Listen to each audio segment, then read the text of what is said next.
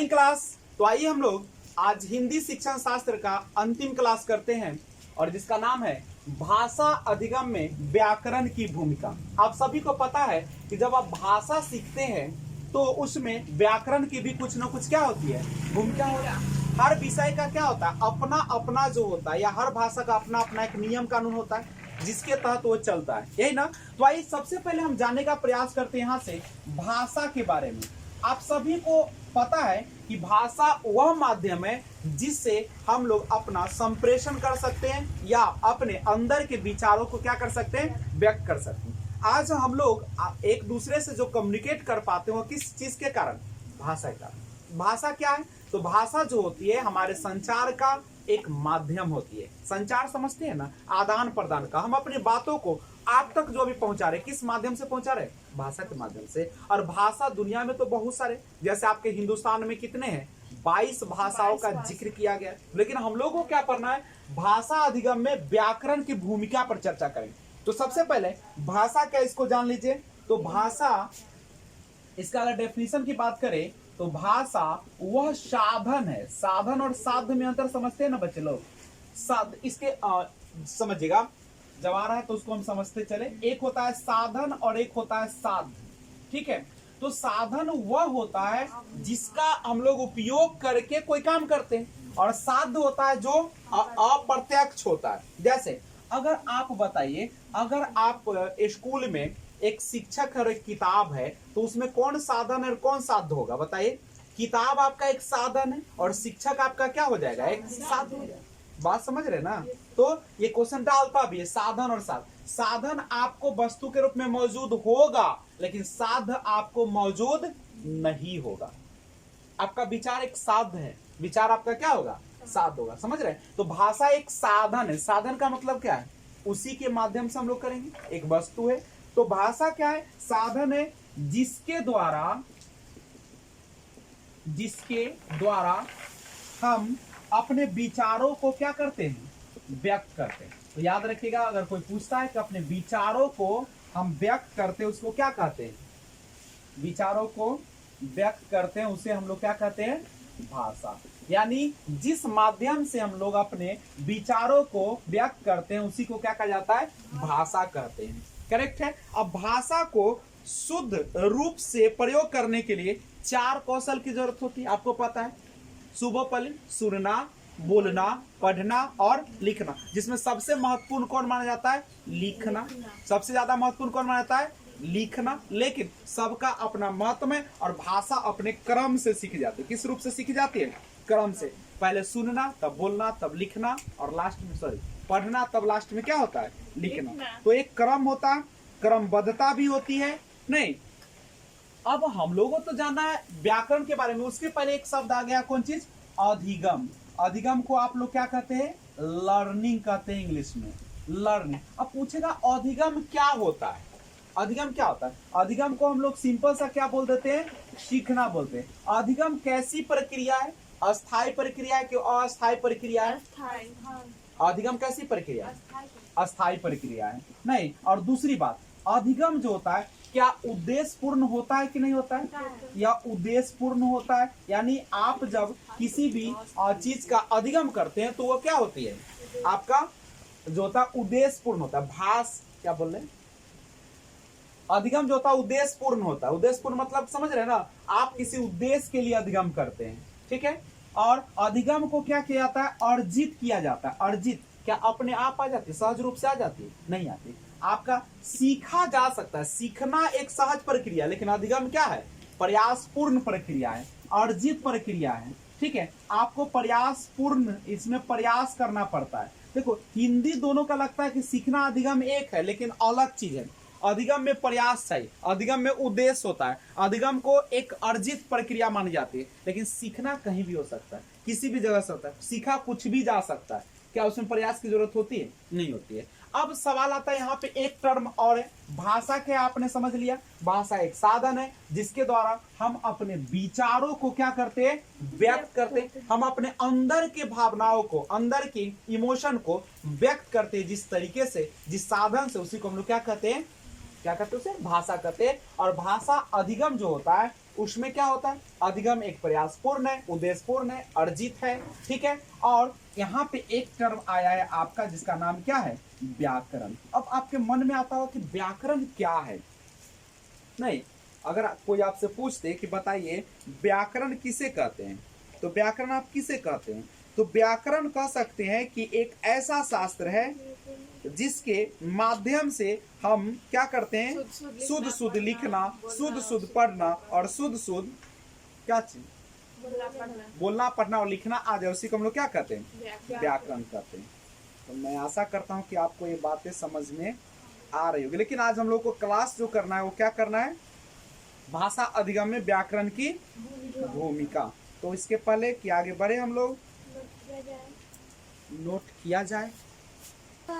देखिएगा, व्याकरण जो है, व्याकरण वह शास्त्र है जिसके द्वारा भाषा को शुद्ध शुद्ध पढ़ना, लिखना और बोलना सीखते हैं। नहीं तो जब हम किसी भी, देखिएगा यहाँ पे भाषा को शुद्ध शुद्ध पढ़ना, लिखना और बोलना आ जाए, उसी को हम लोग क्या कहते हैं, व्याकरण कहते हैं। यानी व्याकरण है क्या, तो व्याकरण एक नियम है। व्याकरण क्या है, नियम। भाषा का नियम क्या है, व्याकरण। व्याकरण के अंतर्गत ही इसका क्या होता है, इसके सारे सिस्टम को लिखा जाता है कि व्याकरण व्याकरण जो है उसमें एक नियमों का संग्रह है कि भाषा किस प्रकार से संचालित होगा, कौन स्त्रीलिंग है, कौन पुल्लिंग है, कौन से भाषा का में शब्दों का प्रयोग किया जाएगा। तो ये तमाम चीजें किसमें वर्णित है, आपके व्याकरण में। अब आपको पढ़ना है भाषा अधिगम में किसकी, व्याकरण की भूमिका। लेकिन उसके पहले हम थोड़ा सा भाषा और व्याकरण के बारे में थोड़ी सी जानकारी लेते हैं। अच्छा, अगर आपसे पूछा जाए कि पहले भाषा आती है कि पहले व्याकरण आती है, तो क्या जवाब है? पहले हम लोग जन्म लेते हैं तो क्या नियम कानून पढ़ते हैं कि पहले अनुकरण करके पहले बोलना सीखते हैं, अनुकरण। यानी कह सकते हैं कि पहले जो होता है, पहले किसका विकास होता है, पहले भाषा का विकास होता है। ठीक है, बहुत इंपॉर्टेंट लाइन है, पहले भाषा का विकास होता है और उसके बाद क्या होता है, तब व्याकरण बनता है। नहीं, व्याकरण बनता है। अच्छा, व्याकरण हमारे भाषा को क्या करता है, एक कह सकते हैं कि एक रूप क्रमबद्धता को दिखाता है। जैसे हम अपने शरीर पर जो ऊपर से पहनते, जो ज्वेलरी पहनते या जो भी पहनते, तो वो हमारे शरीर को आकर्षक बनाता है। उसी प्रकार से व्याकरण जो होता है हमारे भाषा को क्या करता है, अलंकृत करता है, अच्छे रूप में पेश करता है। करेक्ट है।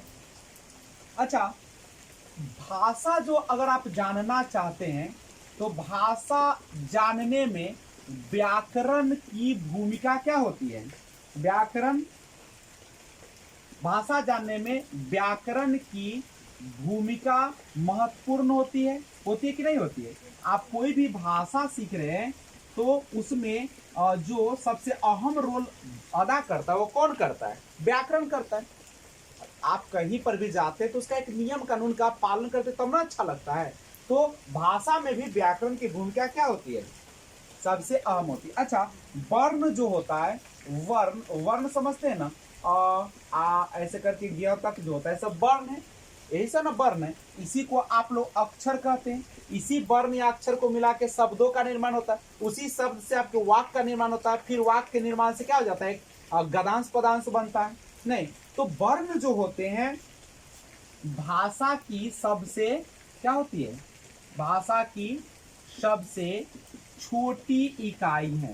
पूछेगा कि भाषा की सबसे छोटी इकाई क्या है, तो क्या बोलते हैं आप लोग, वर्ण होता है। वर्ण के सार्थक प्रयोग से, अगर हम वर्ण के सार्थक प्रयोग करते हैं तो उसको क्या बना देते हैं, शब्द बनाते हैं। और शब्द से क्या बनता है, शब्द से पद बनता है, पद से क्या बनता है, वाक्यांश बनता है।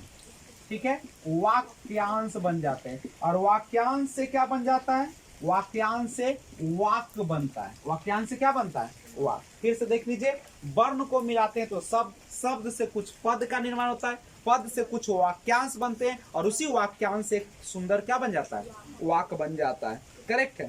तो ये सारा चीज जो है आपके, और अब एक बात आपके मन में आता होगा कि अगर मान लीजिए अभी जैसे हम हिंदी शिक्षण शास्त्र कर रहे हैं तो हिंदी में आपके टोटल जो वर्ण होते हैं कितने होते हैं? 52 होते हैं। टोटल कितने होते हैं? 52। जिसमें स्वर कितने होते हैं?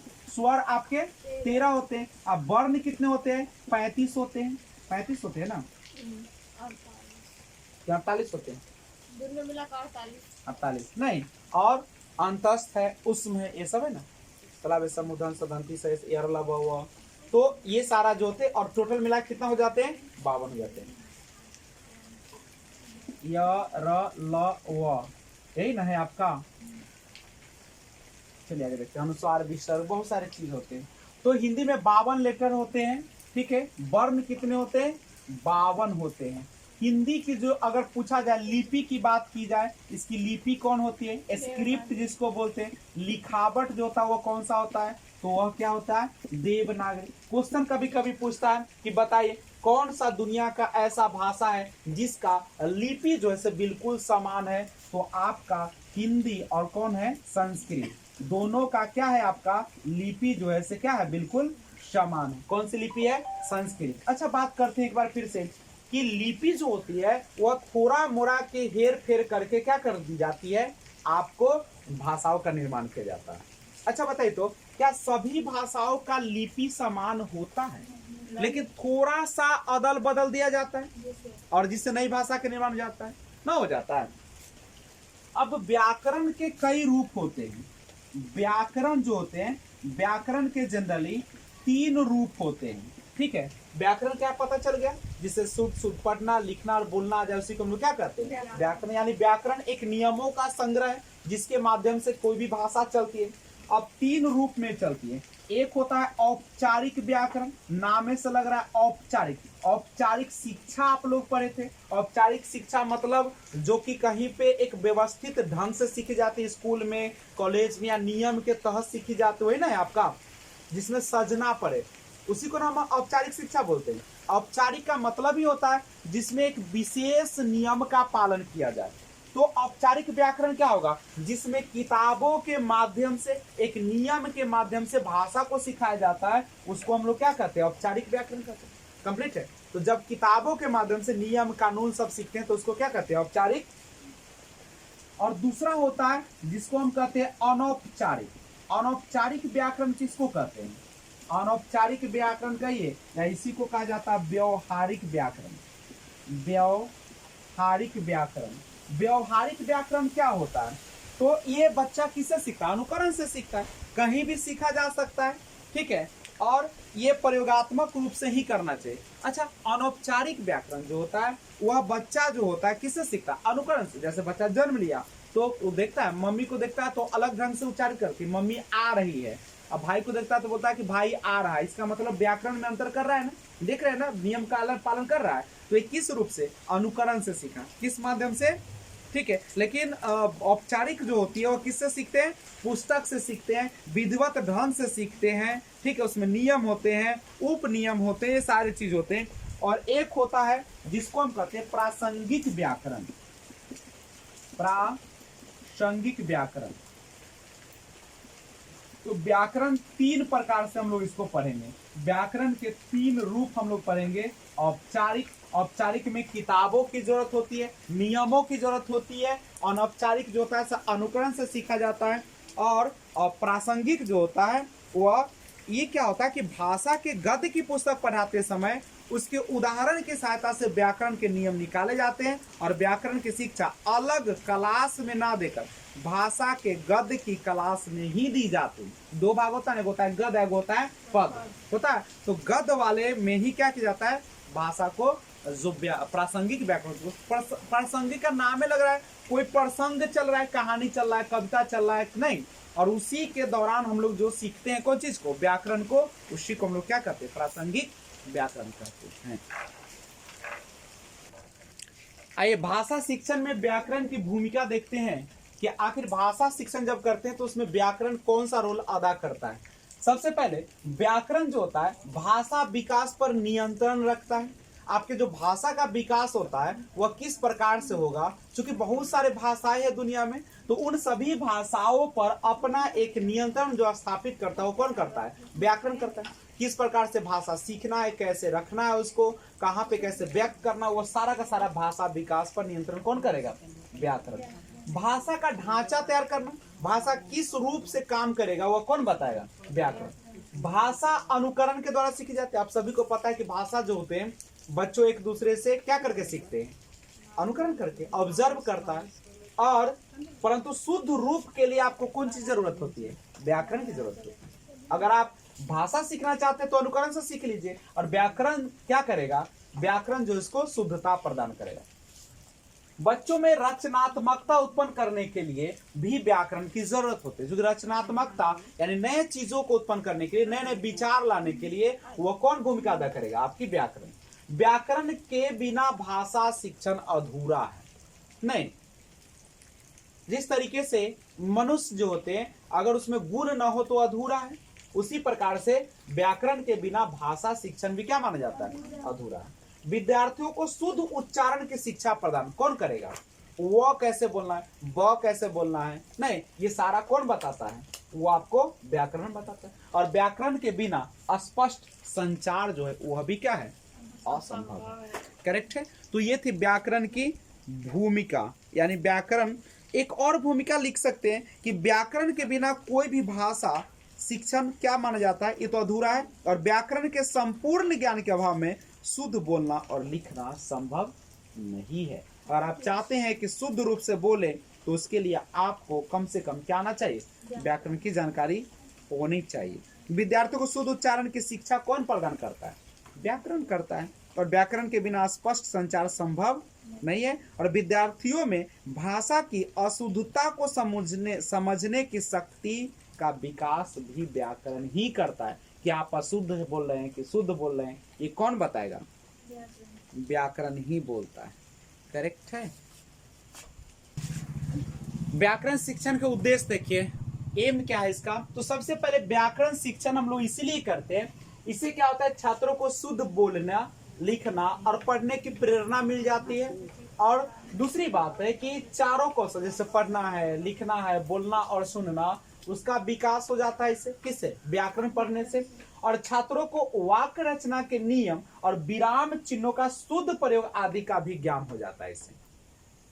कहाँ पे हाइफन का प्रयोग करना है, कहाँ पे क्वेश्चन मार्क लगाना है, कहाँ पे विराम चिन्ह लगाना है, कहाँ पे कॉलन लगाना है, सेमी कॉलन, सबका जानकारी कौन देता है? हमारा व्याकरण देता है।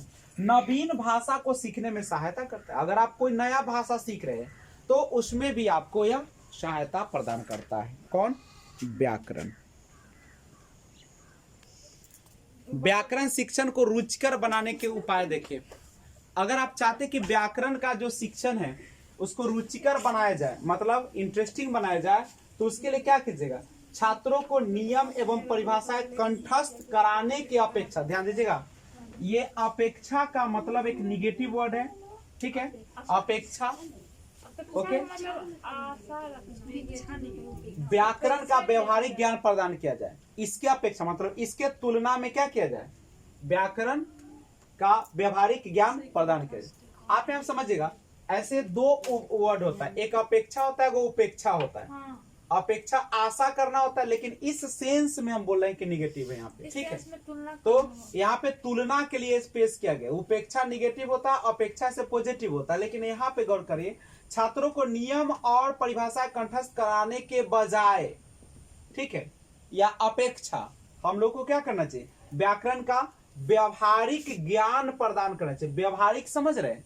व्यवहार में जो आता, जैसे हवा बहती है कि हवा बहता है, तो हवा बहती, ये व्यवहारिक ज्ञान है।